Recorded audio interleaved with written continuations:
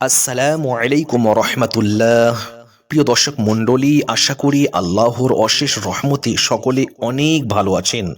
জীবনের ছোট বড় সমস্ত ঋণ পরিশোধ করাতে এই ইসমে আজমটিকে মাত্র 7 বার পাঠ করুন। ইনশা আল্লাহ আপনার জীবনের সমস্ত ঋণ পরিশোধ হয়ে যাবে। এই ইসমে আজমটি এত পাওয়ারফুল, এই ইসমে আজমটিকে যদি আপনি পাঠ করতে পারেন তাহলে আপনার জীবনের সমস্ত ঋণ আল্লাহ রাব্বুল আলামিন পরিশোধ করিয়ে দেবেন ইনশা আল্লাহ। প্রিয় দর্শক মণ্ডলী, এই আমলটি করে অনেক মানুষ ভালো ফলাফল পেয়েছেন।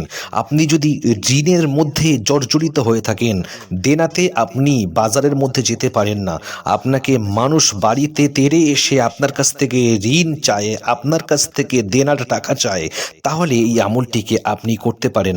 আপনি এই আমলটি করার ফলে আপনার সমস্ত ঋণ আল্লাহ রাব্বুল আলামিন পরিশোধ করিয়ে দেবেন ইনশা আল্লাহ। আসুন আমরা জেনে নিই যে এই আমলটিকে কিভাবে করতে হবে বা এই আমলটি কখন করতে হবে। এই আমলটিকে আপনাদেরকে মাগরিবের নামাজের পরেতে ওই মুসল্লায় বসে সর্বপ্রথম 11 বার দরুদ শরীফ পড়তে হবে। তারপরেতে একটি ইসমে আজম আপনাদেরকে পাঠ করতে হবে। তবে যেই দরুদটিকে আপনারা প্রথমে পড়েছেন সেই দরুদটিকেও আপনাদেরকে শেষে 11 বার পাঠ করতে হবে। আর ছোট্ট একটি ইসমে আজম, এই ইসমে আজমটিকে যদি আপনি পাঠ করে নিতে পারেন তাহলে আপনার জীবনের সমস্ত ঋণকে আল্লাহ রাব্বুল আলামিন পরিশোধ করিয়ে দেবেন ইনশা আল্লাহ। ছোট্ট ইসমে আজমটি হলো ইয়া কবীরু, ইয়া কবীরু।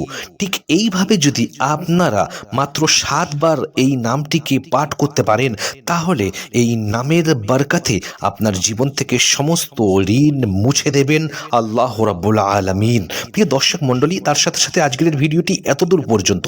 আমাদের ভিডিওটি যদি আপনাদেরকে ভালো লাগে তাহলে অবশ্যই একটি লাইক করে এই ভিডিওটিকে আপনাদের বন্ধুদের মাঝে বেশি বেশি শেয়ার করে দেবেন।